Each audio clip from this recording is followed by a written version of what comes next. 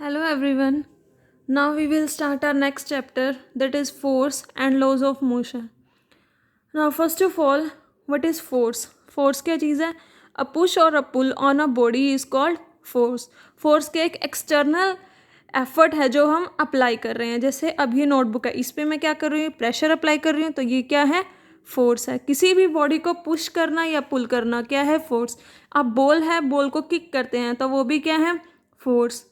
Wall पे खड़े होके प्रेशर अप्लाई करते हैं तो वो भी क्या, एक तरह की फोर्स. ना इस फोर्स के इफ़ेक्ट्स क्या क्या है, इससे क्या क्या हो जाता है. फोर्स हमें दिखती तो है नहीं, it can not be seen, तो इसके इफ़ेक्ट देखते हैं. Force can move a stationary body. अगर कोई बॉडी रुकी हुई है, स्टेशनरी है, तो उसको हम फोर्स अप्लाई करके मूव कर सकते हैं. फॉर एग्जाम्पल ये पेन है, ये क्या है, स्टेशनरी है. इसको मैं क्या करती हूँ, फोर्स अप्लाई करती हूँ. जैसे इसको फोर्स अप्लाई किया, ये क्या करना स्टार्ट हो गया, मूव करना स्टार्ट हो गया. Now next is force can stop a moving body. अगर कोई बॉडी मूव कर रही है, उसको हम फोर्स लगा के स्टॉप कर सकते हैं. एग्जाम्पल, अगर कोई बॉल रोल कर रही है तो उसको हम प्रेशर लगा के क्या कर सकते हैं, स्टॉप कर सकते हैं. या फिर कोई बॉडी रोल करती रहती है लेकिन एक टाइम पे वो रुक जाती है. वो रुक क्यों जाती है, क्योंकि वहाँ क्या है, force of friction which is applied by the ground. जो ग्राउंड क्या है, फोर्स ऑफ फ्रिक्शन बॉल को अप्लाई कर रहे हैं. Next is force can change the speed of a moving body. Force क्या कर सकती है, मूविंग बॉडी की स्पीड भी चेंज कर सकती है. जैसे कि आप बाइसाइकिल चला रहे हैं, पहले आप स्लो मोशन में चला रहे हैं, जैसे ही आप पैडलिंग इंक्रीज करेंगे, प्रेशर इंक्रीज करेंगे पैडलिंग पे, तो अब क्या होगा, बाइसाइकिल की स्पीड भी इंक्रीज होगी. Next is force can change the direction of a moving body. Force apply करके हम किसी भी बॉडी की डायरेक्शन को भी चेंज कर सकते हैं.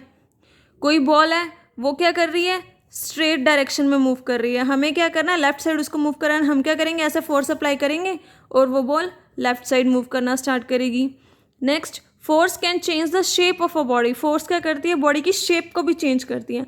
एग्जाम्पल, जैसे बलून, बलून को अगर हम प्रेस करेंगे, उसकी शेप क्या हो जाती है, चेंज हो जाती है. और जैसे कि स्पंज, स्पंज भी क्या होता है, जैसे ही हम प्रेशर अप्लाई करते हैं तो वो स्क्वीज हो जाता है. तो फोर्स क्या करती है, शेप को भी चेंज करती है. Now next is a formula of force. हम फोर्स को रिप्रेजेंट करते हैं कैपिटल एफ से, और इसका formula F is equals to M A, where M is the mass and A is the acceleration. Acceleration हमने प्रीवियस यूनिट में discuss किया था. क्या होता है acceleration, change in velocity to time. अब फोर्स की यूनिट्स क्या है, मास की यूनिट्स क्या है, केजी, और एक्सेलरेशन की यूनिट्स आपने प्रीवियस चैप्टर में किया था. एक्सेलरेशन की क्या यूनिट होती है, मीटर. एक्सेलरेशन का फॉर्मूला क्या है, change in velocity over time, तो वेलोसिटी की यूनिट मीटर पर सेकेंड, टाइम की सेकेंड, तो एक्सेलरेशन की क्या बनी, मीटर पर सेकेंड स्क्वेयर. तो यहाँ पे एक्सेलरेशन की क्या बनी, मीटर पर सेकेंड स्क्वेयर. अब फोर्स की यूनिट्स क्या बनी, किलोग्राम मीटर पर सेकेंड स्क्वेयर. क्लियर. तो ये है फोर्स की यूनिट्स. फोर्स को हम ऐसा यूनिट में कैसे रिप्रेजेंट करते हैं, इसकी ऐसा यूनिट क्या है, न्यूटन, जिसको हम रिप्रेजेंट करते हैं कैपिटल एन से. और इसकी सीजीएस यूनिट है dyne. 1 newton is equals to 10⁵ dyne. अगर आपको किसी क्वेश्चन में फोर्स की वैल्यू गिवन है डाइन में, तो आप क्या करेंगे, उसको न्यूटन में कन्वर्ट करेंगे इस रिलेशन का यूज़ करके कि 1 newton is equals to 10⁵ dyne. और फोर्स क्या है, एक वेक्टर क्वांटिटी है. अब एक्सेलरेशन क्या है, वेक्टर क्वांटिटी. वेक्टर क्वांटिटी और मास क्या है, स्केलर क्वांटिटी. वेक्टर क्वांटिटी को किसी स्केलर क्वांटिटी से मल्टीप्लाई करते हैं तो वो क्वांटिटी क्या होती है, वेक्टर क्वांटिटी. वैसे भी फोर्स में हमें क्या देखनी पड़ती है, डायरेक्शन देखनी पड़ती है. तो जिस भी क्वांटिटी में हमें डायरेक्शन देखनी पड़े तो वो कैसी क्वांटिटी होगी, vector quantity. Now next is the types of forces. Force कितने टाइप्स की हैं, there are 2 types of forces, that are balanced forces and unbalanced forces.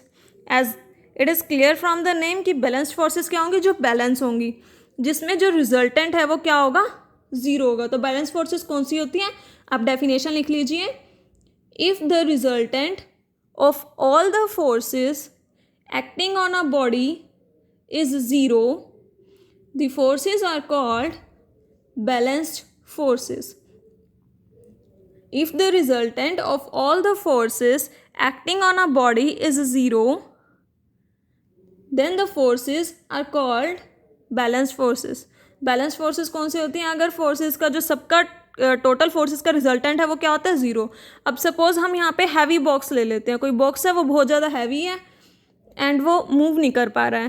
तो इस पे देखते हैं कौन कौन सी फोर्सेस अप्लाई हो रही हैं। नीचे तो लगेगी फोर्स ऑफ ग्रेविटी, और फोर्स ऑफ ग्रेविटी को कौन बैलेंस करता है? फोर्स ऑफ रिएक्शन, क्योंकि ग्राउंड भी क्या है, अपवर्ड फोर्स अप्लाई करेगा बॉक्स के ऊपर, तो वो फोर्स क्या है? Force of reaction. ये फोर्स क्या है? फोर्स ऑफ आवर पुश, कि हम उसे वहाँ पे पुश कर रहे हैं बॉक्स को, और उसकी अपोजिट फोर्स कौन सी लगती है? Force of friction. अब ये बॉक्स मूव नहीं कर रहा, मतलब जो फोर्स ऑफ आवर पुश है वो क्या है? कम है as compare to the force of friction, क्योंकि बॉक्स को मूव करने के लिए हमारी जो फोर्स, हम पुश की फोर्स अप्लाई कर रहे हैं, वो क्या होनी चाहिए थी? ग्रेटर होनी चाहिए थी। मतलब सारी की सारी फोर्स क्या है? बैलेंस। अब ये भी फोर्स कम है और ये फोर्स क्या है? उसको ज़्यादा अप्लाई हो रही है, तब क्या हो रहा है? ये बॉक्स मूव नहीं कर पा रहा, जिस वजह से ये कौन सी फोर्सेज होगी? Balance forces. अनबैलेंस्ड फोर्सेज कौन सी होती हैं? आप उसकी डेफिनेशन लिख लीजिए। If the resultant of all the forces acting on a body is not zero, the forces are called unbalanced forces. Unbalanced forces कौन सी होती हैं? जहाँ पे रिजल्टेंट क्या हो? जीरो ना हो। अब यहाँ बैलेंस फोर्सेस में क्या और था? रिजल्टेंट जीरो और था, सारी फोर्सेस इक्वल एंड अपोजिट थी, तो वो कैंसिल हो रही थी। अब यहाँ पे क्या होगा? फोर्सेस इक्वल नहीं होंगी। सपोज यहाँ पे कोई बॉक्स ले लिया, या फिर सपोज कार ले ली। कार में क्या होगा? नीचे लगेगी फोर्स ऑफ ग्रेविटी। ग्रेविटी को कौन बैलेंस करा? फोर्स ऑफ रिएक्शन, जो ग्राउंड अप्लाई करेगा कार के ऊपर। ये क्या है? Force of our push. और ये फोर्स कौन सी है? Force of friction. अब यहाँ पे क्या है? इस केस में जो फोर्स ऑफ फ्रिक्शन है वो क्या है? कम है as compare to force of our push, जिस वजह से कार क्या होगी? इस डायरेक्शन में मूव करेगी। Clear? Force of our push क्या है? ग्रेटर है as compare to force of friction, क्योंकि फोर्स ऑफ फ्रिक्शन क्या है? जो ग्राउंड अप्लाई कर रहा है, जो ग्राउंड फ्रिक्शन अप्लाई कर रहा है वो क्या है? कम है as compare to force of our push. तो इसमें फोर्सेस कौन सी होंगी? अनबैलेंस्ड फोर्सेस, क्योंकि यहाँ पे रिजल्टेंट क्या है? जीरो नहीं है। Now next are the example of the balanced forces.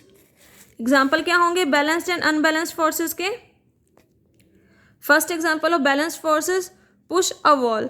अब वॉल को पुश करके देखो, वॉल क्या करेगी? मूव नहीं करेगी, तो वो भी क्या है? Balanced force.